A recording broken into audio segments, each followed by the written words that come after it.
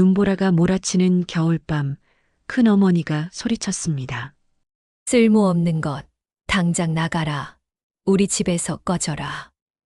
10살 은희는 얇은 옷차림으로 헛간 밖으로 내쫓겼어요. 밥 달라고 다시 오지 마라. 우리는 너 같은 쓸모없는 것 모른다. 대문이 쾅 닫히는 소리와 함께 은희는 눈보라 속으로 사라졌습니다. 더 많은 사연을 듣고 싶으시다면 구독과 좋아요, 댓글 부탁드립니다. 강원도 깊은 산골 마을, 태백산맥 자락에 자리 잡은 작은 마을에는 겨울이 되면 세상과 완전히 단절되는 곳이 있습니다. 12월 스무 날이 넘어가니 눈이 무릎까지 쌓이고 바람이 칼날처럼 매서워져서 사람들은 집 안에서만 웅크리고 지내야 했어요. 산골의 겨울은 도시 사람들이 상상할 수 없을 만큼 혹독했습니다. 해가 서산에 기울면 온 세상이 얼어붙은 듯 고요해지고 오직 바람이 처마를 때리는 소리와 얼음이 갈라지는 소리만이 정막을 깨뜨렸거든요. 그런 어느 겨울밤 한 집 뒤편 작은 헛간에서 10살 은희는 몰래 감자 한 알을 꺼내 들었습니다. 감자는 얼어서 돌처럼 딱딱했지만 은희에게는 하루 종일 기다린 소중한 저녁 식사였어요. 작은 손가락이 추위에 빨갛게 얼어 있었지만 조심스럽게 감자 껍질을 벗겨냈습니다. 큰어머니가 들으면 또 호된 꾸지람을 들을 테니까요. 너 또 몰래 먹는 거 아니지? 도둑놈 같은 것. 어제도 큰어머니는 은희가 부엌에서 찬밥 한 숟가락을 떠먹는 걸 보고는 빗자루로 등을 때렸습니다. 은희는 아프다고 울지도 못했어요. 울면 더 맞거든요. 큰 집 안방에서는 따뜻한 불빛이 새어나오고 있었습니다. 아궁이에서 타닥거리는 장작 타는 소리와 함께 큰어머니와 사촌 오빠들이 둘러앉아 저녁을 먹는 소리가 희미하게 들려왔어요. 김치찌개가 보글보글 끓는 소리, 숟가락이 그릇에 부딪히는 소리, 그리고 따뜻한 밥을 씹는 소리까지. 그 모든 소리들이 차가운 공기를 타고 헛간까지 흘러왔지만 은희의 자리는 그 따뜻한 식탁에 없었습니다. 에이 진짜 쓸모없는 입이 하나 더 있으니까 우리 살림이 이 모양이야. 그 애 때문에 우리 식구들이 배를 고른다고. 큰어머니는 은희가 들을 수 있는 곳에서도 서슴없이 이런 말을 했습니다. 사촌 오빠들도 덩달아 웃으며 맞장구를 쳤어요. 맞아요, 어머니, 은희 때문에 우리 밥이 모자라네요. 처음에는 가슴이 찢어질 듯 아팠지만 이제는 익숙해졌어요. 은희는 그저 더 조용히, 더 눈에 띄지 않게 살려고 노력할 뿐이었습니다.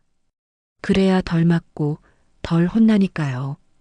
은희의 친부모는 그녀가 6살 때 같은 해 겨울에 병으로 세상을 떠났습니다. 먼저 아버지가 한겨울 폐병으로 피를 토하며 돌아가시고 석 달 뒤에 어머니도 같은 병으로 뒤따라가셨어요. 그때 은희는 무슨 일이 일어나는지도 제대로 이해하지 못했습니다. 그저 어머니가 자꾸 기침을 하시고 점점 말라가시더니 어느 날 영영 눈을 뜨지 않으셨을 뿐이었어요. 장례를 치른 뒤 은희는 큰아버지 집으로 오게 되었는데 큰어머니는 처음부터 달갑지 않아 했습니다. 하필이면 왜 우리 집으로 왔을까? 친척집이 여기만 있는 것도 아닌데. 에휴, 팔자 사나워라. 큰어머니는 은희를 가족으로 여기지 않았어요. 새벽부터 밤늦게까지 빨래와 설거지, 마당 쓸기, 장작 나르기를 시켰습니다. 은희의 작은 손은 찬물에 불어서 항상 튼 살로 갈라져 있었어요. 밥도 늘 마지막에 남은 것만 주었습니다. 사촌 오빠들이 먹고 남긴 차가운 보리밥과 물 같은 국물이 은희의 몫이었죠. 잠자리도 따뜻한 안방이 아닌 외양간 옆찬 헛간이었습니다. 겨울에는 입김이 하얗게 나올 정도로 추웠지만 큰어머니는 신경 쓰지 않았어요. 저런 걸 안방에 재울 수는 없지. 헛간이 딱 알맞아. 헛간 구석진 곳에는 은희만의 아주 작은 공간이 있었어요. 낡아서 솜이 다 빠진 누더기 이불 한 장과 어머니의 유품이 들어있는 작은 나무 상자가 전부였지만 그곳만이 은희에게는 세상에서 유일한 안식처였습니다. 상자를 열 때마다 어머니의 냄새가 희미하게 올라오는 것 같아서 은희는 자주 상자를 껴안고 잤어요. 상자 안에는 돌아가신 어머니가 남겨준 한글 교본 한 권이 소중히 보관되어 있었습니다. 표지가 해져서 제목 글자가 잘 보이지 않았고 몇 장은 찢어져 있었지만 은희에게는 세상에서 가장 값진 보물이었어요. 어머니는 살아계실 때 은희에게 직접 글을 가르쳐 주셨거든요. 은희야, 글을 배우면 세상이 넓어진다. 책 속에는 우리가 가보지 못한 멋진 곳들과 만나보지 못한 훌륭한 사람들이 살고 있단다. 그리고 언젠가 은희도 그런 훌륭한 사람이 될 수 있을 거야. 어머니의 목소리가 아직도 귓가에 생생했습니다. 어머니는 늘 은희를 똑똑한 아이, 착한 아이라고 불러주셨어요. 그래서 은희는 매일 밤 초가 다 타들어갈 때까지 글자를 읽고 또 읽었습니다. 촛불을 켜고 무릎 위에 교본을 올려놓는 시간만이 은희에게는 진짜 행복한 순간이었습니다. 차가운 헛간 안에서도 마음만은 따뜻해졌거든요. 책장을 넘길 때마다 어머니가 옆에 앉아 계신 것 같았어요. 바람이 헛간 벽을 세게 흔들어댈 때마다 은희는 작게 속삭였습니다. 나는 왜 이렇게 태어났을까? 큰어머니 말처럼 정말 쓸모없는 아이일까? 하지만 책을 읽다 보면 어머니의 목소리가 들리는 듯 했어요. 은희야, 너는 소중하고 똑똑한 아이란다. 지금은 힘들어도 언젠가는 내가 꼭 필요한 곳에서 많은 사람들을 도와줄 거야. 그럴 때마다 은희는 고개를 끄덕이며 마음속으로 다짐했습니다. 언젠가는 꼭 이곳을 벗어날 거야. 어머니처럼 착하고 똑똑한 사람이 되어서 아픈 사람들을 고쳐주는 의사가 되고 싶어. 그날 밤도 은희는 얼어서 딱딱한 감자를 한 입씩 천천히 씹으며 한글 교본을 펼쳤습니다. 촛불이 바람에 흔들거려서 글자들이 춤을 추는 것 같았지만 은희의 눈빛만은 흔들리지 않았어요. 그로부터 며칠이 지난 어느 날 밤 눈보라가 유난히 심하게 몰아쳤습니다. 바람이 지붕을 들어올릴 듯 세차게 불어댔고 눈은 손바닥만 하게 펑펑 내려왔어요. 은희는 헛간에서 떨고 있었습니다. 이불로는 추위를 막을 수가 없었거든요. 배는 너무 고팠지만 오늘은 감자 한 알도 없었습니다. 큰어머니가 모든 음식을 철저히 숨겨놓았거든요. 은희는 배고픔을 참으며 벽에 기대어 앉아 있었어요. 그때 큰 집에서 큰어머니의 목소리가 들려왔습니다. 여보, 이 집안 살림이 너무 팍팍해. 입 하나 더 먹여 살리느라 우리 애들이 배를 골고 있어. 큰아버지의 한숨소리가 이어졌습니다. 그래도 친척 아이인데 어쩌겠소. 참고 견뎌야지. 참고 견디기는 뭘 참고 견뎌요. 저 아이 때문에 우리 가족이 다 굶어 죽겠어요. 당장 내보내야 해요. 은희는 가슴이 쿵쾅거렸습니다. 혹시나 했던 일이 벌어지는 건 아닐까요? 은희는 숨을 죽이고 들었어요.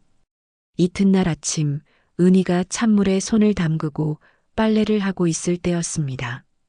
큰어머니가 성큼성큼 걸어오더니 은희의 어깨를 거칠게 잡았어요. 야, 은희야. 너 이제 여기서 못 살아. 은희의 손이 떨렸습니다. 비누거품이 묻은 손을 앞치마에 닦으며 고개를 들어 큰어머니를 바라봤어요. 왜요, 큰어머니? 왜긴 뭐가 왜야? 너 때문에 우리 집안이 거덜나겠어. 쓸모없는 것이 밥만 축내고. 큰어머니의 목소리는 점점 커졌습니다. 마당에서 놀던 사촌 오빠들도 구경하려고 몰려들었어요. 어머니 맞아요. 은희 때문에 우리 밥이 줄어들었어요. 그러게요. 빨리 내보내요. 은희는 눈물이 나려고 했지만 꾹 참았습니다. 울면 더 야단을 맞는다는 걸 알고 있었거든요. 큰어머니, 저 열심히 일할게요. 더 많이 도와드릴게요. 도와주기는 뭘 도와줘. 너 같은 꼬마가 뭘 할 수 있다고. 집만 차려서 당장 나가. 그날 저녁 은희는 작은 보따리 하나를 들고 헛간에서 나왔습니다. 보따리 안에는 어머니의 유품인 한글 교본과 낡은 옷 몇 벌이 전부였어요. 다른 건 가져갈 것도 없었습니다. 큰어머니는 문 앞에 서서 팔짱을 끼고 있었습니다. 이제 진짜 나가는 거야. 다시는 얼씬도 하지 마라. 은희는 고개를 숙이고 말했습니다. 그동안 신세 많이 졌습니다. 신세는 무슨 신세야. 우리가 너 때문에 고생했지. 은희는 돌아서서 걸음을 옮겼습니다. 눈이 발목까지 쌓인 마당을 지나 대문을 나섰어요. 뒤에서 큰어머니가 소리쳤습니다. 야, 은희야. 밥 달라고 다시 오지 마라. 우리는 너 같은 쓸모없는 건 모른다. 대문이 쾅 닫히는 소리가 은희의 등 뒤에서 울렸습니다. 은희는 멈춰서서 뒤를 돌아봤어요. 불빛이 새어나오는 창문 너머로 가족들이 둘러앉아 저녁을 먹는 모습이 보였습니다. 자신이 없으니 더 여유로워 보이는 식탁이었어요. 눈보라가 얼굴을 때렸지만 은희는 걸었습니다. 어디로 가야 할지 모르지만 일단 마을을 벗어나야 했어요. 발이 눈에 빠져서 걷기 힘들었지만 계속 앞으로 나아갔습니다. 1시간을 걸었을까요? 2시간을 걸었을까요? 은희는 길을 잃었습니다. 사방이 온통 하얀 눈뿐이었고 어디가 길인지도 분간할 수 없었어요. 추위 때문에 손가락 끝이 감각이 없었고 발가락도 얼얼했습니다. 어머니, 저 어떻게 해야 해요? 은희는 작게 중얼거렸습니다. 하지만 대답해 줄 사람은 아무도 없었어요. 그때 저 멀리서 희미한 불빛이 보였습니다. 은희는 그 불빛을 향해 걸었어요. 가까이 가니 작은 교회였습니다. 십자가가 눈에 덮여 있었지만 창문으로 따뜻한 불빛이 새어나오고 있었어요. 은희는 망설였습니다. 모르는 곳에 들어가도 될까요? 하지만 더 이상 추위를 견딜 수가 없었어요. 똑똑똑. 은희는 조심스럽게 문을 두드렸습니다. 누구세요? 안에서 다정한 여자 목소리가 들렸습니다. 문이 열리더니 하얀 옷을 입은 수녀님이 나타났어요. 어머, 이 추운 밤에 어린아이가 왜 혼자 다니고 있니? 수녀님은 은희의 손을 잡아 끌며 안으로 데려왔습니다. 교회 안은 촛불이 켜져 있어서 따뜻했어요. 춥지? 빨리 여기 앉아라. 수녀님은 은희를 난로 앞에 앉히고 담요를 덮어줬습니다. 그리고 따뜻한 차 한 잔을 건네주었어요. 어디서 왔니? 부모님은 어디 계시고? 은희는 떨리는 목소리로 자신의 사정을 설명했습니다. 큰어머니 집에서 살다가 쫓겨났다고 갈 곳이 없다고 말했어요. 수녀님은 은희의 이야기를 끝까지 들어주었습니다. 그리고 은희의 머리를 쓰다듬으며 말했어요. 괜찮다, 은희야. 하느님께서 너를 우리에게 보내주셨구나. 이제 걱정하지 마라. 그날 밤 은희는 처음으로 따뜻한 곳에서 잠들었습니다. 수녀님이 깨끗한 이불을 덮어주고 뺨에 뽀뽀까지 해주었거든요. 은희는 꿈속에서도 웃고 있었어요. 그 다음날 아침 은희는 새소리에 잠에서 깼습니다. 창문으로 들어오는 햇살이 너무나 따뜻했어요. 한동안 어디에 있는지 기억이 나지 않았지만 곧 어젯밤 일이 떠올랐습니다. 수녀님이 자신을 구해주었다는 것을 말이에요. 일어났구나, 은희야. 문이 열리더니 어젯밤 그 수녀님이 들어왔습니다. 손에는 따뜻한 미역국과 흰 쌀밥이 담긴 쟁반을 들고 있었어요. 마리아 수녀님이라고 부르렴. 배고프지? 어서 먹어라. 은희는 눈을 동그랗게 뜨고 쟁반을 바라봤습니다. 김이 모락모락 나는 하얀 쌀밥과 미역국, 그리고 노란 단무지까지. 이런 푸짐한 식사는 정말 오랜만이었거든요. 정말 제가 다 먹어도 돼요? 물론이지. 많이 먹어서 기운을 내야 한다. 은희는 조심스럽게 숟가락을 들었습니다. 첫 숟가락을 입에 넣는 순간 눈물이 핑 돌았어요. 너무 따뜻하고 맛있었거든요. 천천히 먹어라. 급하게 먹으면 체한다. 마리아 수녀님은 은희 옆에 앉아서 등을 토닥여 주었습니다. 은희는 이런 친절을 받아본 기억이 거의 없었어요. 밥을 다 먹고 나서 마리아 수녀님은 은희에게 말했습니다. 은희야, 너 앞으로 어떻게 살고 싶니? 은희는 잠깐 생각하더니 대답했습니다. 공부하고 싶어요. 어머니가 글을 배우면 세상이 넓어진다고 하셨거든요. 훌륭한 생각이구나. 그럼 서울로 가는 게 어떨까? 서울이요? 은희는 깜짝 놀랐습니다. 서울은 책에서만 봤던 먼 곳이었거든요. 응, 서울에는 학교도 많고 일자리도 많단다. 수녀님이 아는 분이 거기서 작은 공장을 운영하는데 내가 일하면서 공부할 수 있도록 도와주실 거야. 은희의 가슴이 두근거렸습니다. 정말 새로운 세상으로 갈 수 있는 걸까요? 이틀 뒤 은희는 마리아 수녀님과 함께 버스에 몸을 맡겼습니다. 산골에서 서울까지는 하루 종일 걸리는 긴 여행이었어요. 버스 창문 밖으로 보이는 풍경이 점점 달라졌습니다. 산과 들판이 사라지고 높은 건물들이 나타나기 시작했어요. 와, 건물이 정말 높아요. 은희는 코를 창문에 붙이고 밖을 내다봤습니다. 서울은 정말 신기한 곳이었어요. 사람들도 많고 자동차도 많고 모든 게 빨리빨리 움직였습니다. 놀랍지? 서울은 정말 큰 도시란다. 마리아 수녀님은 은희의 놀라는 모습을 보며 미소 지었습니다. 버스에서 내린 은희는 김 사장님이라는 분을 만났습니다. 마리아 수녀님이 미리 연락해둔 분이었어요. 이 아이가 은희구나. 참 예쁘게 생겼네.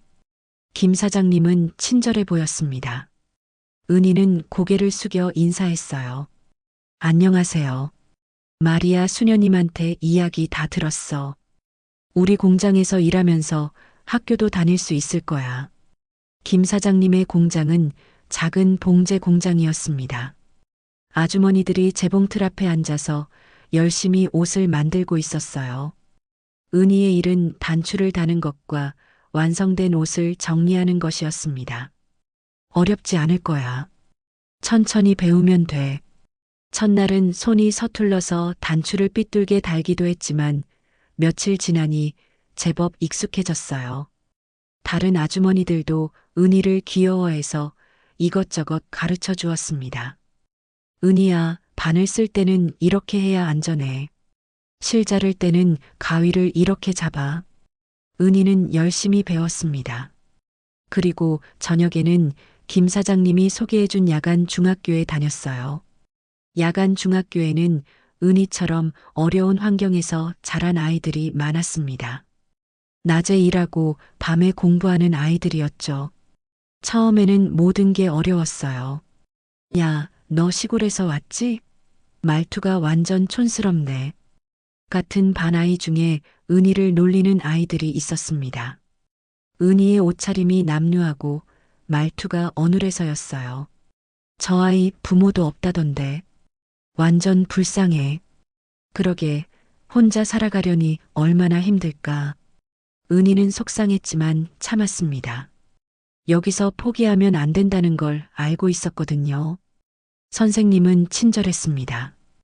특히 국어 선생님인 박 선생님은 은희의 가능성을 알아봐 주었어요. 은희야, 너 글짓기 참 잘하는구나. 어느 날 숙제로 낸 일기를 보고 박 선생님이 말씀하셨습니다. 정말요? 응, 마음이 따뜻하고 생각이 깊어. 계속 열심히 공부하면 좋은 결과가 있을 거야. 그날부터 은희는 더욱 열심히 공부했습니다. 낮에는 공장에서 일하고 저녁에는 학교에서 공부하고 밤에는 혼자서 복습했어요. 잠자는 시간은 하루에 5시간 정도밖에 안 됐지만 은희는 힘들다고 생각하지 않았습니다. 김 사장님이 마련해준 작은 방에서 은희는 매일 밤 촛불을 켜고 공부했어요. 어머니가 남겨주신 한글 교본도 여전히 곁에 두고 있었습니다. 어머니, 저 정말 열심히 살고 있어요. 의사가 되어서 아픈 사람들을 도와주고 싶어요. 은희는 어머니 사진에 대고 말했습니다. 사진은 없었지만 마음속 어머니에게 매일 인사를 드렸어요. 몇 달이 지나자 은희는 반에서 1등을 하기 시작했습니다. 처음에 은희를 놀리던 아이들도 이제는 부러워했어요. 은희 진짜 공부 잘한다. 나도 은희처럼 열심히 할 걸 그랬나? 박 선생님은 은희를 불러서 말씀하셨습니다. 은희야, 내가 이렇게 열심히 하면 고등학교도 갈 수 있을 거야. 아니, 대학교까지도 가능할지 몰라. 정말요, 선생님? 그럼 너만큼 똑똑하고 성실한 아이는 처음 봐. 꿈을 크게 가져라. 은희는 가슴이 벅찼습니다. 정말 의사가 될 수 있을까요? 그 꿈이 점점 현실로 다가오는 것 같았어요. 고등학교에 진학한 은희는 이제 18살이 되었습니다. 키도 훌쩍 자라고 얼굴도 많이 달라졌지만 공부에 대한 열정만은 변하지 않았어요. 아니, 오히려 더 강해졌습니다. 의대에 가겠다는 꿈이 점점 뚜렷해졌거든요. 하지만 현실은 그리 만만하지 않았습니다. 고등학교는 중학교와는 차원이 달랐어요. 특히 은희가 다니는 학교는 서울 강남의 명문 고등학교였는데 대부분 부유한 집안의 자녀들이었습니다. 첫 등교날부터 은희는 위축감을 느꼈어요. 다른 아이들은 모두 비싸 보이는 옷을 입고 학용품도 반짝반짝 새 것들이었습니다. 하지만 은희의 교복은 김 사장님이 봉제 공장에서 만들어준 것이었고 가방도 중학교 때부터 쓰던 낡은 것이었어요. 저애 어디서 굴러온 애야? 옷차림 좀 봐. 완전 촌스럽네. 쉬는 시간에 들리는 수군거림이 은희의 귀에 들렸습니다. 하지만 은희는 신경 쓰지 않으려고 노력했어요. 중요한 건 공부라는 걸 알고 있었거든요. 담임 선생님인 최 선생님은 첫 시간에 이렇게 말씀하셨습니다. 여러분, 이 학교에서는 성적이 전부입니다. 1등급과 9등급의 차이는 하늘과 땅 차이죠. 명문대학에 가려면 최소한 2등급은 유지해야 합니다. 은희는 가슴이 두근거렸습니다. 의대에 가려면 1등급은 받아야 한다는 이야기를 들었거든요. 첫 중간고사가 다가왔습니다. 은희는 밤늦게까지 공부했어요. 공장 일을 마치고 집에 오면 이미 밤 9시였지만 새벽 2시까지 책을 붙잡고 있었습니다. 은희야, 너무 무리하지 마라. 몸이 상하면 안 되잖니. 김 사장님이 걱정하며 말씀하셨지만 은희는 멈출 수 없었어요. 괜찮아요, 사장님. 저는 꼭 의사가 되고 싶거든요. 시험 결과가 나왔습니다. 은희는 전교 3등이었어요. 1등과 2등은 강남에 사는 부유한 집안의 아이들이었습니다. 김은희가 3등이네. 저 애가 말도 안 돼. 반 아이들은 믿을 수 없다는 표정이었습니다. 특히 1등을 한 서준호는 은희를 노려봤어요. 운이 좋았나 보네. 다음에는 어디 보자. 서준호는 의사인 아버지와 판사인 어머니를 둔 아이였습니다. 어릴 때부터 최고의 교육을 받았고 집에는 개인 과외 선생님까지 있었어요. 내가 저런 애한테 밀린다고? 말도 안 돼. 서준호는 속으로 이를 갈았습니다. 기말고사를 앞두고 은희는 더욱 열심히 공부했습니다. 수학과 과학이 특히 어려웠지만 모르는 문제가 있으면 선생님께 끝까지 물어봤어요. 선생님, 이 문제를 이렇게 풀면 안 되나요? 오, 은희야. 너 정말 열심히 하는구나. 이 방법도 맞아. 물리 선생님인 김 선생님은 은희의 성실함에 감탄했습니다. 하지만 서준호와 몇몇 아이들은 은희를 달가워하지 않았어요. 저의 맨날 선생님한테 달라붙어서 질문하네. 너무 튀려고 하는 거 아니야? 부모도 없는 주제에 의사가 되겠다니 꿈도 크다. 이런 말들이 은희의 귀에 들렸지만 은희는 꿋꿋하게 견뎠습니다. 어머니가 하신 말씀이 떠올랐거든요. 은희야, 다른 사람의 시선에 흔들리지 마라. 내 길을 가거라. 기말고사 결과가 발표되었습니다. 이번에는 은희가 1등이었어요. 서준호는 2등으로 밀려났습니다. 김은희 1등? 이상하네. 어떻게 저 애가 서준호보다 잘할 수 있지? 반 분위기가 이상해졌습니다. 특히 서준호는 화가 머리끝까지 났어요. 절대 용납할 수 없어. 뭔가 수상해. 그날 저녁 은희가 도서관에서 공부하고 집으로 돌아가는 길이었습니다. 어둑한 골목에서 서준호와 친구들이 나타났어요. 야, 김은희. 은희는 깜짝 놀라 뒤를 돌아봤습니다. 뭐야? 너 혹시 부정행위한 거 아니야? 무슨 소리예요? 너 같은 애가 나보다 성적이 좋을 리 없어. 분명 뭔가 속임수를 썼을 거야. 서준호의 목소리에는 악의가 가득했습니다. 저는 정당하게 공부해서 성적을 받았어요. 거짓말하지 마.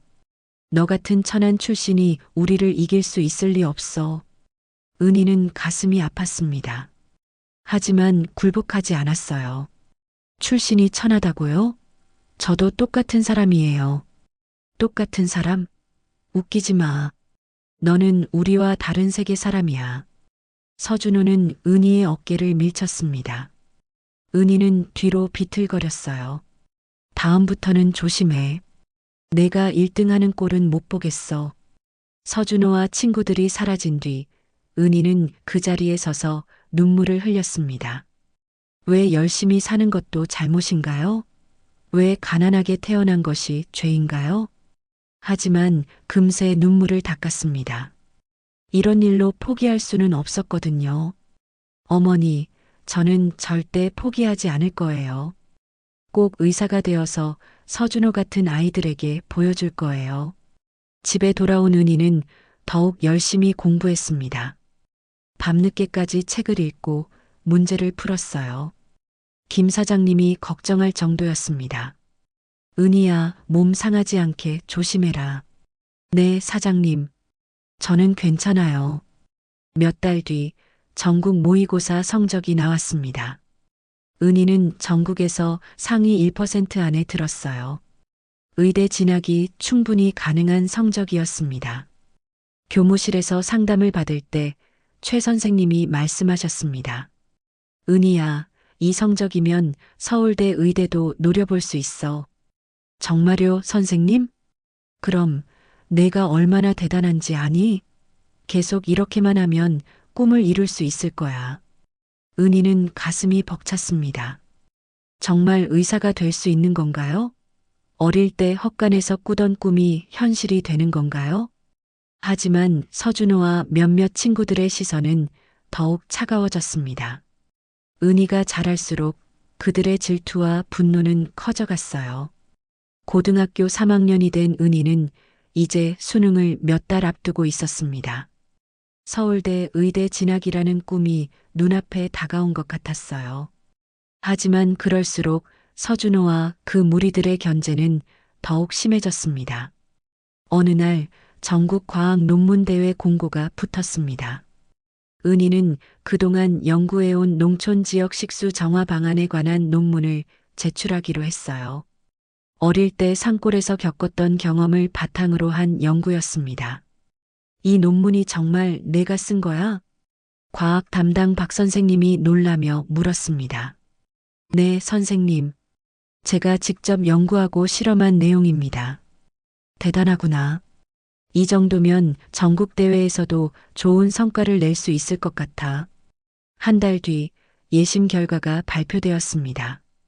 은희의 논문이 전국 10개 작품 안에 선정된 것이었어요. 본선 발표만 남겨두고 있었습니다. 와, 은희야. 정말 대단해. 같은 반 친구들이 축하해 주었지만 서준호의 표정은 일그러져 있었어요. 저런 시골 출신이 무슨 논문을 썼다고. 본선 발표를 이틀 앞둔 밤이었습니다. 은희는 학교에 남아서 마지막 준비를 하고 있었어요. 발표 자료를 점검하고 또 점검했습니다. 거의 다 끝났네.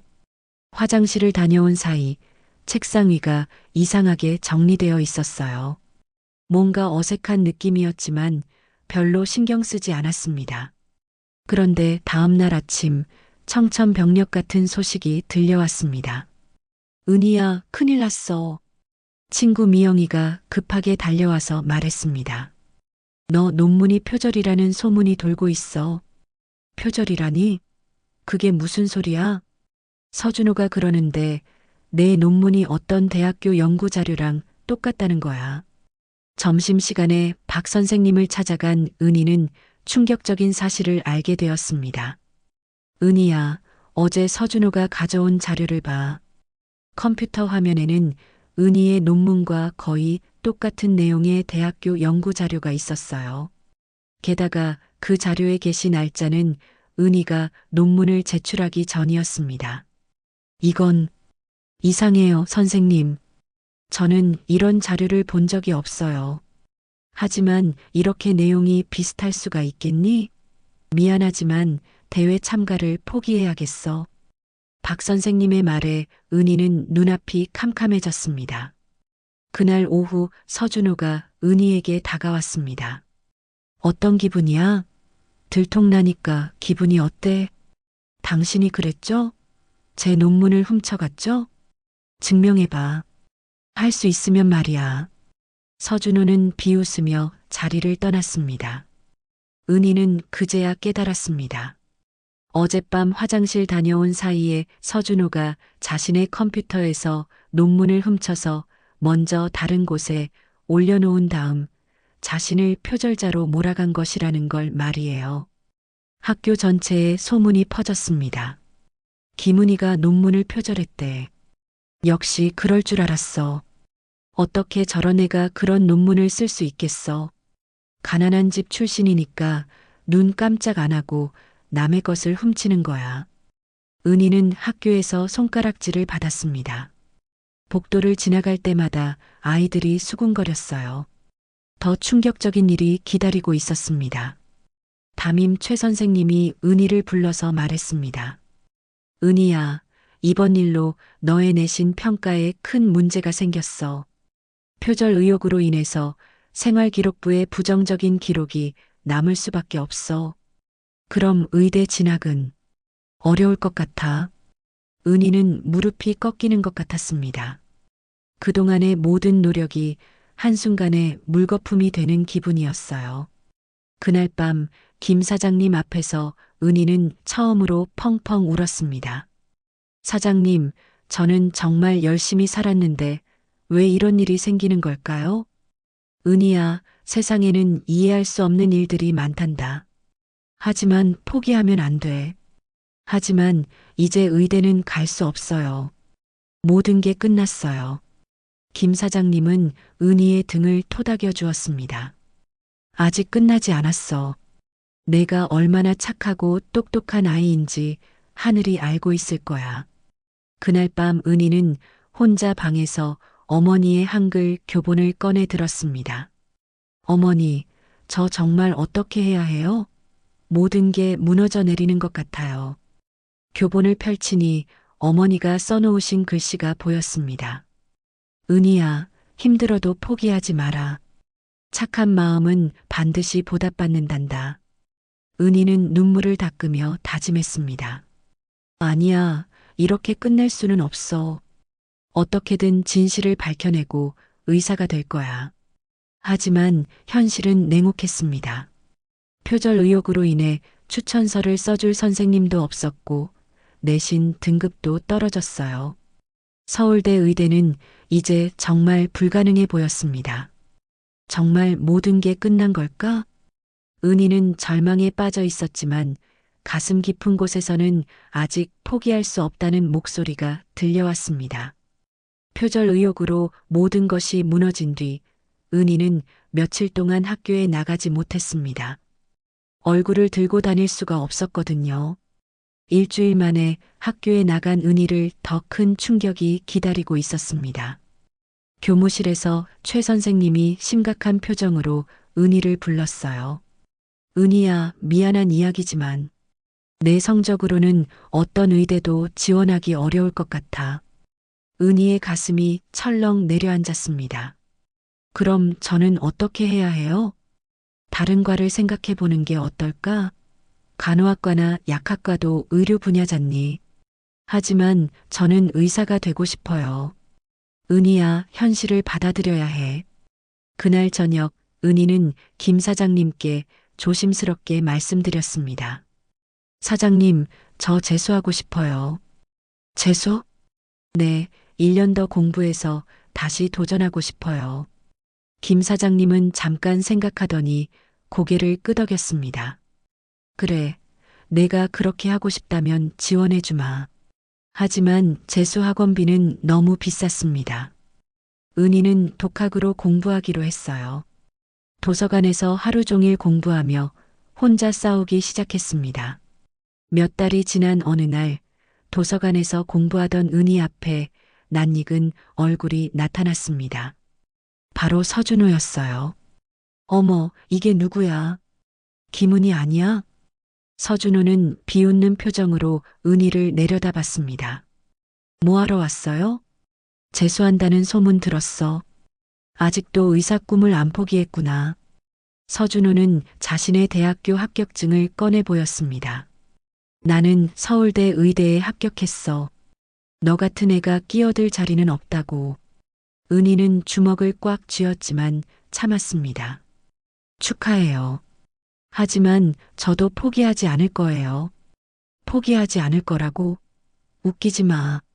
너 같은 천안 출신이 의사가 될 수 있을 거라고 생각해?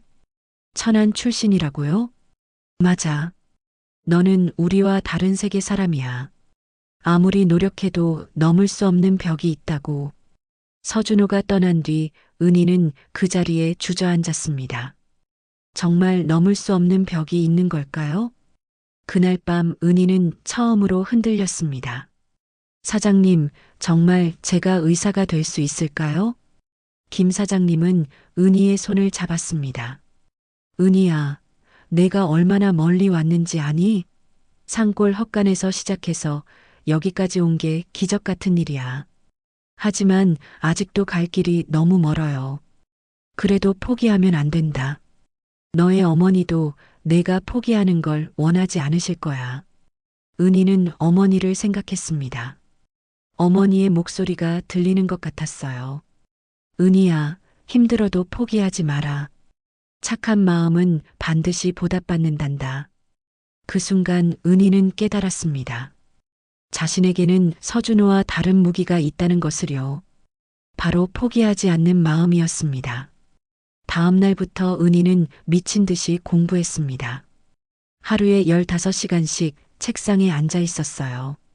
손가락에는 펜 굳은 살이 생겼고 눈은 항상 충혈되어 있었습니다. 어느 날 도서관 사서인 이 선생님이 은희에게 다가왔습니다. 학생, 매일 여기서 공부하는구나.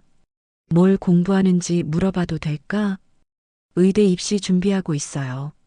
이 선생님은 은희의 교재들을 살펴보더니 감탄했습니다. 정말 열심히 하는구나. 내가 도와줄까? 나도 옛날에 과학을 전공했거든. 이 선생님은 퇴근 후에도 은희를 위해 남아서 공부를 도와주었습니다. 은희야, 너는 정말 특별한 아이구나. 포기하지 마라. 내 꿈은 반드시 이뤄질 거야. 몇 달 뒤 결정적인 순간이 왔습니다. 은희는 표절 사건의 진실을 밝힐 증거를 찾았어요. 학교 CCTV를 통해 서준호가 그날 밤 과학실에 들어가는 모습이 발견된 것입니다. 이걸로 증명할 수 있어.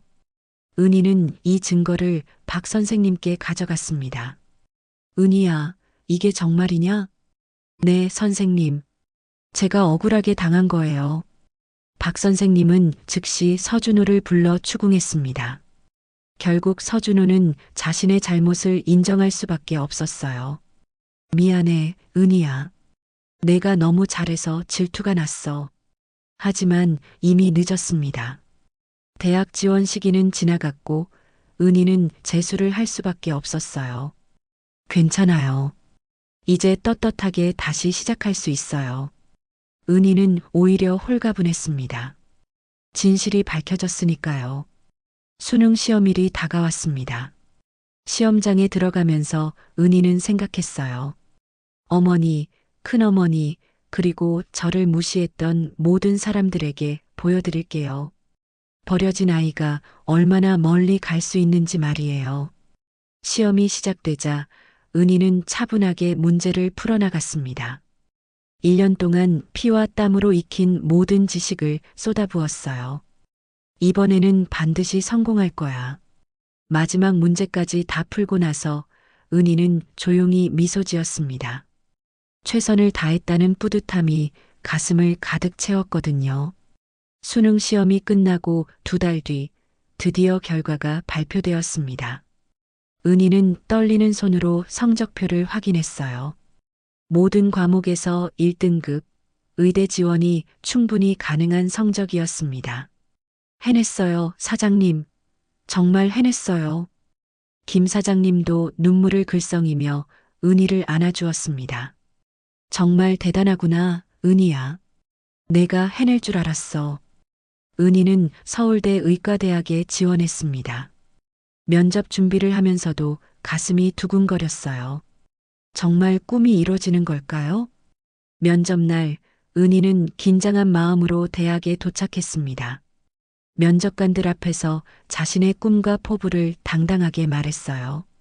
저는 가난하고 어려운 환경에서 자랐지만 그 경험이 오히려 저를 더 강하게 만들었습니다. 아픈 사람들의 마음을 이해하는 의사가 되고 싶습니다. 몇 주 뒤 합격 발표가 났습니다. 은희의 수험 번호가 당당히 합격자 명단에 올라 있었어요. 의대생 김은희. 정말 꿈만 같아.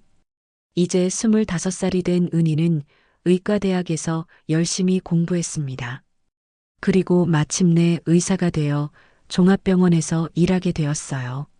10년이 흘렀습니다. 35살의 은희는 이제 실력 있는 내과 의사가 되어 있었습니다. 많은 환자들이 은희를 찾았고 동료 의사들도 그녀를 인정했어요. 어느 겨울날 저녁 응급실에 한 노부인이 실려왔습니다. 의식을 잃고 쓰러진 상태였는데 몸이 너무 야위어 있었어요. 보호자가 없나요? 네, 혼자 사시는 것 같습니다. 간호사의 말을 들으며 은희는 노부인의 얼굴을 자세히 봤습니다. 그 순간 은희의 숨이 멎었어요. 설마, 큰어머니? 노부인은 바로 은희를 어릴 때 내쫓았던 큰어머니였습니다. 하지만 옛날의 모습은 온데간데 없고 병들고 늙은 모습이었어요. 은희는 손이 떨렸습니다. 복수할 기회일까요? 아니면 큰어머니를 병실로 옮긴 뒤 은희는 정밀 검사를 지시했습니다. 결과는 심각했어요. 당뇨병과 심장병이 심각한 상태였고 영양실조까지 겹쳐 있었습니다. 다음 날 아침 큰어머니가 깨어났습니다. 희미한 눈으로 은희를 바라보더니 깜짝 놀랐어요. 내가 은희냐? 큰어머니의 목소리는 떨리고 있었습니다. 네, 저예요. 어떻게? 내가 여기에. 저는 이 병원의 의사입니다. 큰어머니는 믿을 수 없다는 표정으로 은희를 바라봤습니다. 의사라고? 내가? 네, 내과 전문의입니다. 순간 병실 안이 조용해졌습니다. 과거의 기억들이 두 사람 사이를 스쳐 지나갔어요. 큰어머니는 천천히 입을 열었습니다. 은희야, 미안하다. 갑작스러운 사과에 은희는 당황했습니다. 네. 그때 정말 미안했다. 살기가 너무 힘들어서 내게 못되게 굴었어. 큰어머니의 눈에서 눈물이 흘러내렸습니다. 우리 집안이 너무 가난해서 하루하루 살기가 힘들었어. 그래도 내게 그렇게 했으면 안 됐는데. 은희는 복잡한 마음이었습니다. 어린 시절의 상처가 아직도 아팠지만 앞에 있는 것은 병들고 늙은 노인일 뿐이었어요. 큰어머니, 지금은 치료가 먼저입니다. 은희야, 나 같은 늙은이 치료해봤자 뭐하니? 그냥 보내줘. 안 됩니다. 제가 끝까지 치료해드릴게요. 왜 나를 도와주려고 하니? 나는 내게 그렇게 못되게 굴었는데. 은희는 잠깐 생각했습니다. 정말 왜 도와주려고 하는 걸까요? 큰어머니가 저를 내쫓지 않았다면 저는 지금의 제가 되지 못했을 거예요. 무슨 소리냐? 그때 집에서 나온 덕분에 서울에 와서 공부할 수 있었어요. 힘든 일들이 저를 더 강하게 만들어줬어요. 큰어머니는 놀란 표정으로 은희를 바라봤습니다. 그리고 저는 의사니까요. 환자를 치료하는 게 제 일이에요. 은희는 큰어머니를 정성껏 치료했습니다. 약물 치료와 함께 영양 관리도 철저히 해주었어요. 몇 주가 지나자 큰어머니의 상태가 많이 좋아졌습니다. 은희야, 정말 고맙다. 별 말씀요. 내가 이렇게 훌륭한 사람이 될 줄 몰랐어. 정말 자랑스럽다. 큰어머니의 말에 은희의 가슴이 뭉클했습니다. 퇴원하는 날, 큰어머니는 은희의 손을 꼭 잡았습니다.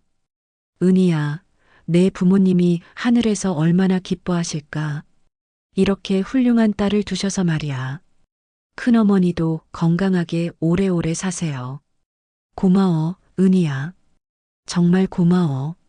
큰어머니가 떠난 뒤 은희는 병원 창가에 서서 밖을 내다봤습니다. 눈이 내리고 있었어요. 어릴 때 그 헛간에서 바라보던 눈과 똑같았습니다. 어머니, 저 이제 정말 의사가 되었어요. 아픈 사람들을 치료하는 의사가요. 은희는 조용히 중얼거렸습니다. 그때 눈보라 속에서 버려졌던 그 아이가 이제는 수많은 사람들의 생명을 구하는 사람이 되었어요. 창밖에 눈은 계속 내리고 있었지만 은희의 마음은 따뜻했습니다. 모든 상처가 치유되고 모든 꿈이 이뤄진 것 같았거든요. 동료 의사가 다가와서 말했습니다. 은희 선생님, 새로운 환자가 있는데 좀 봐주시겠어요? 네, 지금 가겠습니다. 은희는 미소 지으며 병실로 향했습니다. 새로운 환자를 치료하러 가는 발걸음이 가벼웠어요. 큰어머니와의 만남 이후 은희의 마음에는 큰 변화가 일어났습니다. 과거의 상처를 완전히 치유하고 나니 환자들을 대하는 마음도 더욱 따뜻해졌어요. 몇 개월 뒤 은희에게 특별한 제안이 들어왔습니다. 의료진 부족으로 어려움을 겪고 있는 강원도 산간 지역병원에서 의료 봉사를 해달라는 요청이었어요. 강원도 산간 지역이라. 은희는 그 지명을 보며 가슴이 뛰었습니다. 바로 자신이 어린 시절을 보낸 고향 근처였거든요. 가보고 싶어요. 은희는 주저없이 봉사를 자원했습니다. 산간 지역에 도착한 은희는 놀랐습니다. 여전히 의료 혜택을 제대로 받지 못하는 주민들이 많았어요. 특히 노인분들은 병원이 멀어서 치료를 포기하는 경우가 많았습니다. 선생님, 정말 고맙습니다. 이런 산골까지 와주셔서요. 지역 보건소장님이 감사 인사를 했습니다. 제가 이 근처 출신이에요. 어릴 때 이런 어려움을 봤거든요. 은희는 매일 여러 마을을 돌아다니며 진료를 했습니다. 걸어서만 갈 수 있는 외딴 마을까지 찾아갔어요. 어느 날 한 산골 마을에서 진료를 하던 은희는 낯익은 풍경을 보았습니다. 작은 헛간이 있는 집이었어요. 혹시 여기가? 은희는 조심스럽게 그 집 근처로 다가갔습니다. 바로 자신이 어린 시절을 보낸 큰아버지 집이었어요. 집은 많이 낡아 있었고 마당에는 잡초가 무성했습니다. 아무도 살지 않는 것 같았어요. 이 집 주인은 어떻게 되셨나요? 마을 이장님께 물어보니 슬픈 소식을 들었습니다. 몇 년 전에 돌아가셨어요. 자식들은 모두 도시로 나가고 혼자 사시다가 은희는 가슴이 아팠습니다. 큰아버지는 큰어머니와 달리 자신에게 따뜻했던 기억이 있었거든요. 그런데 선생님은 이 집을 어떻게 아세요? 제가 어릴 때 잠깐 살았던 집이에요. 은희는 헛간으로 향했습니다. 그곳에는 아직도 자신이 공부하던 작은 공간이 남아 있었어요. 낡은 나무 상자도 그대로 있었습니다. 상자를 열어보니 놀라운 것이 들어 있었습니다. 어머니의 한글 교본과 함께 큰아버지가 남겨놓으신 편지가 있었어요. 은희에게 내가 언젠가 이 편지를 볼 수 있기를 바란다. 너를 제대로 돌봐주지 못해서 미안했다. 하지만 너는 분명 훌륭한 사람이 될 거라고 믿었다. 내 꿈을 이루길 바란다. 마이너스 큰아버지 올림. 은희는 눈물을 흘렸습니다. 큰아버지는 자신을 기억하고 계셨던 거예요. 그날 저녁 은희는 마을 회관에서 주민들을 위한 건강 강좌를 열었습니다. 안녕하세요. 저는 내과 전문의 김은희입니다. 어머, 선생님 성함이 김은희세요? 한 할머니가 놀라며 말씀하셨습니다. 네, 그런데요. 혹시 옛날에 이 마을에 살았던 그 은희 아니세요? 김씨 집에서 살던. 은희는 깜짝 놀랐습니다. 자신을 기억하는 분이 계셨던 거예요. 네, 맞습니다. 어머나, 그 작은 아이가 의사가 되었구나. 소문이 퍼지자 마을 사람들이 모여들었습니다. 정말 은희 맞네. 그때 그 어린애가 의사가 되었다니 정말 대단하구나. 사람들의 축하와 놀라움 속에서 은희는 따뜻함을 느꼈습니다. 여러분, 저는 이 마을에서 많은 것을 배웠어요. 힘든 시간도 있었지만 그 모든 것이 저를 지금의 사람으로 만들어 주었습니다. 은희는 자신의 이야기를 들려주었습니다. 헛간에서 공부하던 이야기, 서울로 가서 고생한 이야기, 그리고 꿈을 포기하지 않고 끝까지 노력한 이야기를요. 정말 대단해요, 선생님. 저희 손주들에게도 꼭 들려주고 싶은 이야기예요. 네, 포기하지 않으면 어떤 꿈이든 이룰 수 있다고 전해주세요.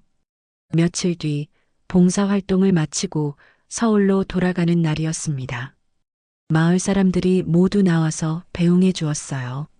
선생님, 꼭 다시 오세요. 네, 시간 날 때마다 올게요. 버스에서 창밖을 바라보며 은희는 생각했습니다. 자신이 버려졌다고 생각했던 이곳이 사실은 자신을 키워준 소중한 곳이었다는 것을요. 서울로 돌아온 은희는 새로운 계획을 세웠습니다. 농촌 지역 의료 개선을 위한 프로젝트를 시작하기로 한 것이에요. 김은희 박사님, 정말 좋은 일을 하시는군요. 병원장님이 은희의 계획을 듣고 감탄했습니다. 제가 받은 도움을 이제 돌려드리고 싶어요. 몇 년 뒤 은희의 프로젝트는 큰 성과를 거두었습니다. 산간 지역에 이동 진료소가 설치되고 많은 의료진이 봉사에 참여했어요. 어느 봄날 은희는 어머니 산소를 찾았습니다. 오랜만에 찾은 산소는 깨끗하게 관리되어 있었어요. 어머니, 저 이제 정말 의사가 되었어요. 그것도 많은 사람들을 도우는 의사가요. 은희는 어머니 앞에서 자신의 이야기를 들려드렸습니다. 헛간에서 공부하던 그 아이가 이제는 수많은 사람들의 생명을 구하는 의사가 되었어요. 어머니가 가르쳐 주신 대로 착한 마음으로 살려고 노력했어요. 바람이 불어와 은희의 머리카락을 스쳤습니다. 어머니가 쓰다듬어 주시는 것 같았어요. 이제 저는 알아요. 버려진 것이 아니라 새로운 세상으로 보내진 거였다는 걸요. 은희는 미소 지으며 일어났습니다. 병원에서 기다리는 환자들이 있었거든요. 그날 저녁 은희는 병원 창가에서 일기를 썼습니다. 오늘도 많은 환자들을 치료했다. 그들의 고마워하는 모습을 보며 생각했다. 눈보라 속에서 길을 잃었던 그 작은 아이가 이제는 다른 사람들에게 희망의 길을 보여주는 사람이 되었구나. 밖에서는 따뜻한 봄비가 내리고 있었습니다. 은희는 창밖을 바라보며 조용히 미소 지었어요. 긴 겨울이 끝나고 마침내 진짜 봄이 온 것 같았거든요. 더 많은 사연을 듣고 싶으시다면 구독과 좋아요, 댓글 부탁드립니다.